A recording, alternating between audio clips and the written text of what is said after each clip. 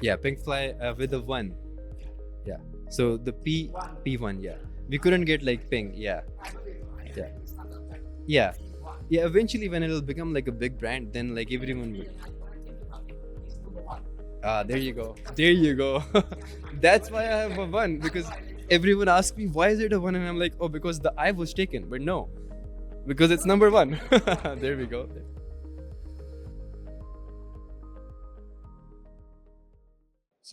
Hi. Thank you.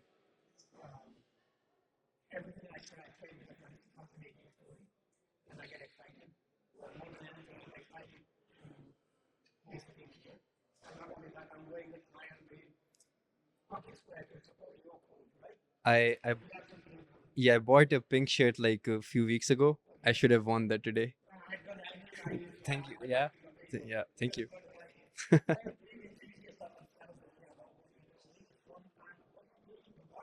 Sure. My name is Saim. I'm the founder of PinkFly. We're a company based in Pakistan. We just started. I did computer science from Canada, and I'm here in Dubai to like get some investment for my company because this is where all the money is. And I've met some very cool people. Michael, I'm leaving. I'm leaving tomorrow. Yes,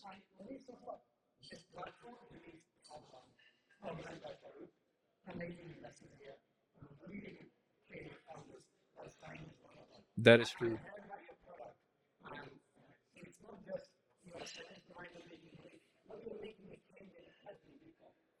Yeah, I think so. One thing that I really want to do is I want to try to fix my country because when I was in Canada, me and my friends would be playing cards, and I would be like, "Hey, we should fix Pakistan," and they'd all just laugh. So I was like, if everyone that you tell that, "Hey, we should try to fix our country," says that like this can be done, then it'll never be done, right? So the reason for like coming back to Pakistan was that like I obviously love my country, and I think that like women are obviously half our population, right? 49% is women, and if women cannot like travel safely to like universities, workplaces, then we're already behind, right? Like I've met some amazing women in like Singapore, Canada, who are doing great things, right? So I think everyone should at least have the opportunity to contribute. So that's where like the idea of like Pink Fly came from. Um, and another reason is a friend of mine actually had a very bad incident. So after that, I was like, this needs to be solved. And I contacted like a influencer slash artist. She makes music, Anurul Khalid, and she replied, and we talked. We had a call like about 8 months ago, and we both decided we were going to do this, but we were both very busy back then.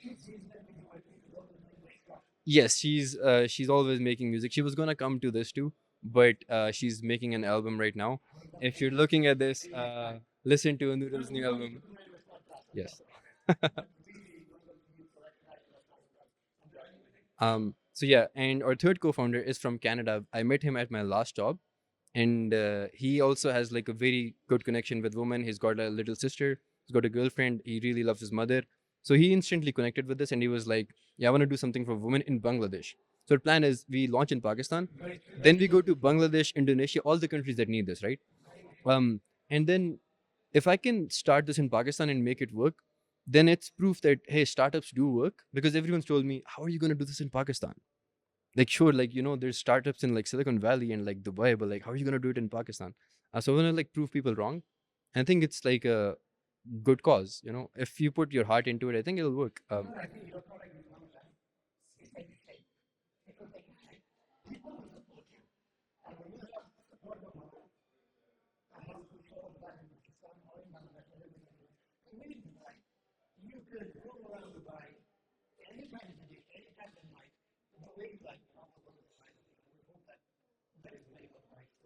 Yeah.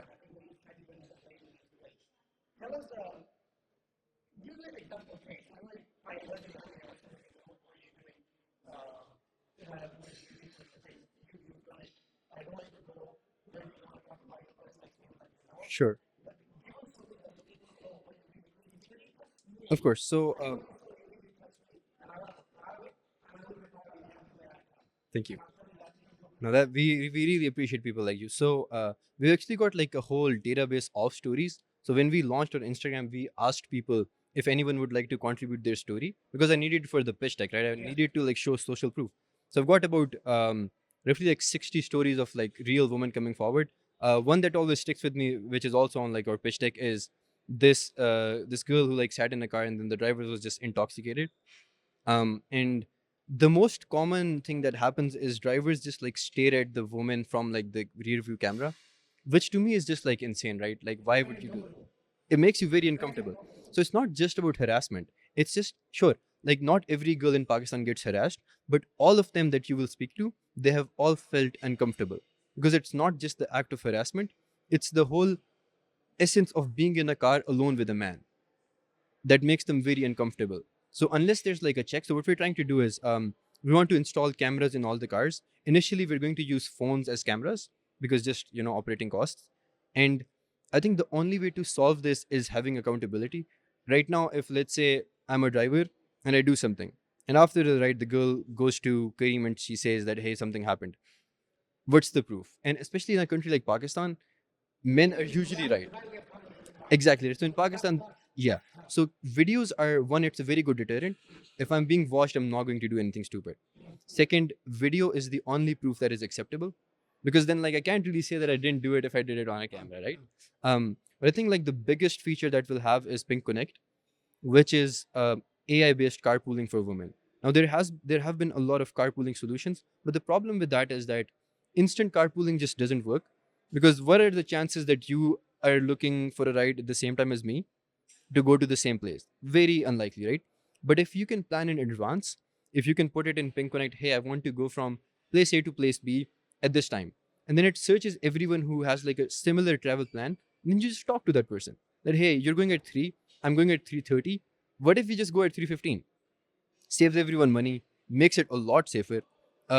There's almost no cases in like group travel because if you're in a group, you feel a lot stronger. And then we also want to make the drivers some more money because inflation in Pakistan is so high, and drivers are just frustrated with all the system. Yes. Yeah, exactly. So there's a lot of ride-hailing platforms in Pakistan, and they're all the exact same thing. So the only thing they can do to be competitive is drop down prices, right? Now, if you keep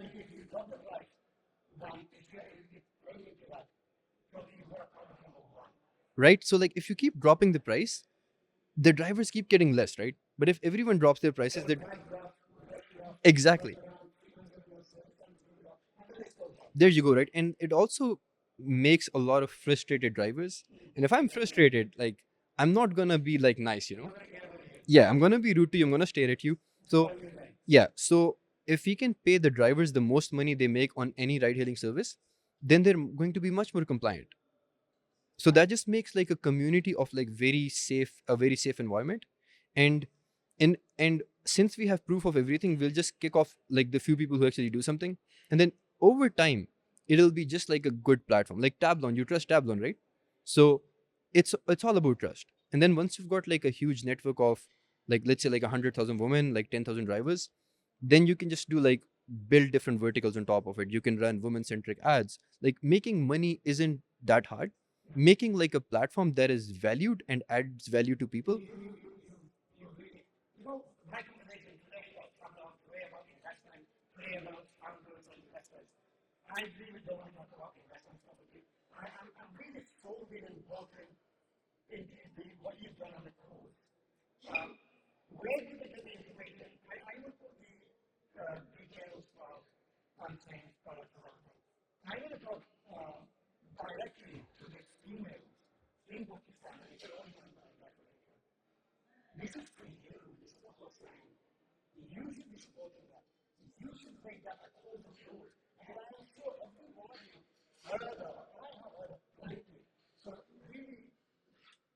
Yeah.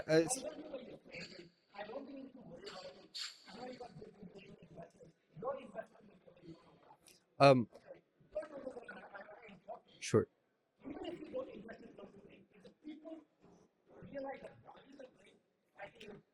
Um. So we're gonna launch anyway because even if we don't get investment, I've put like $40,000 of my own money in the company. So we've already started. Like we're building the product right now. 27. Yeah. So we're building the product no matter what. If we get some money, it would help us with the launch. We already have customers. Like, we're taking pre-signups on our website. We have 3,000 women already signed up. Every day we get like 5 DMs on Instagram. When are you guys launching? Are you guys launching in this city?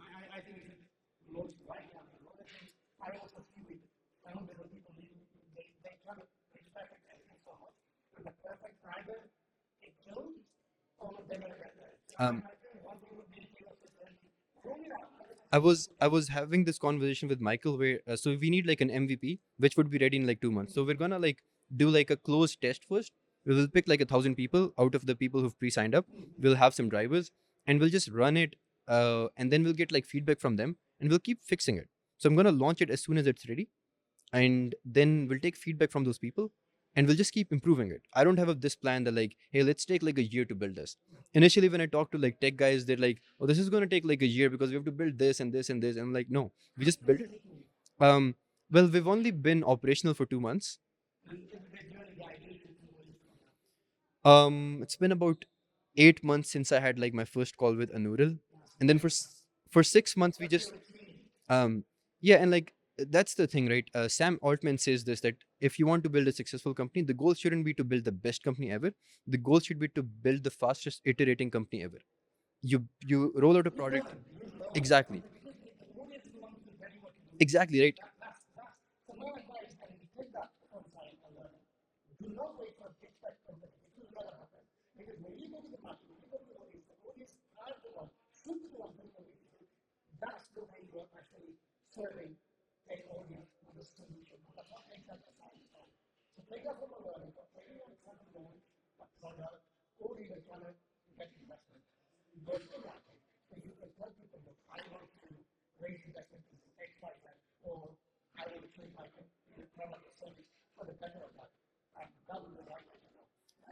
Before we even had like a dev setup done, like I didn't even start writing code when we had an Instagram before that, because we wanted to like start getting feedback initially. Like, I've talked to about like 50 men and 50 women about this. Almost every man said bad idea, every woman said really good idea. So since like our target audience is just women, so that's why I know that this is a good idea, because the target audience say yes, we want this. um so it's been like, or the response that I've gotten from like the girls in Pakistan has been amazing. We get new followers every day. We get new signups every day. So we're in a pretty good place. The funds are only there because it would help us go after really good developers. Because develop, yes, exactly right. We want.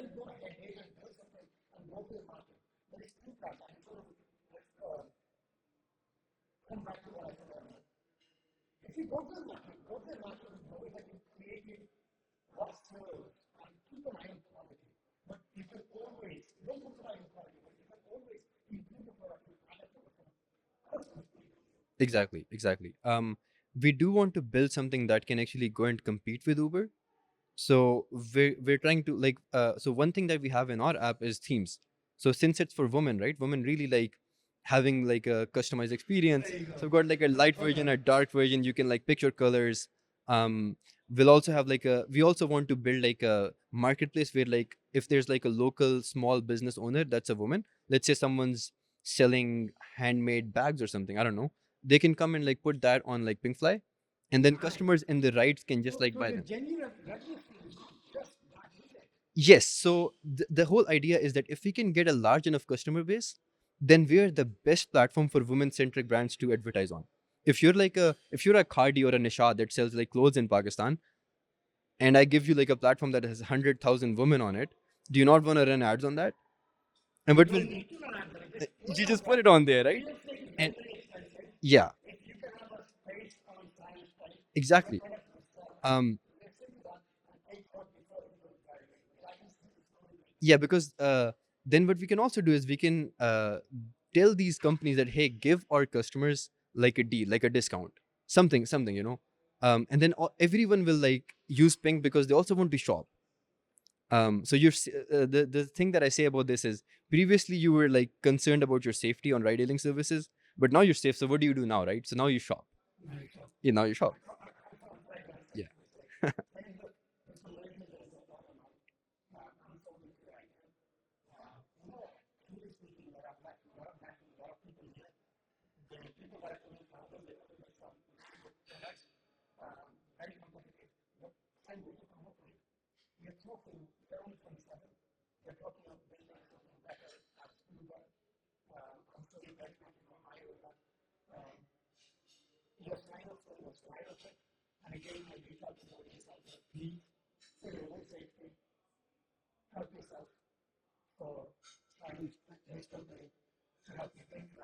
Yeah, PinkFly with a one. Yeah. So the P1, yeah. We couldn't get like pink. Yeah. Yeah. Yeah. Yeah. Eventually, when it'll become like a big brand, then like everyone would. Ah, there you go. There you go. That's why I have a one because everyone asks me why is it a one, and I'm like, oh, because the I was taken. But no, because it's number one. There we go.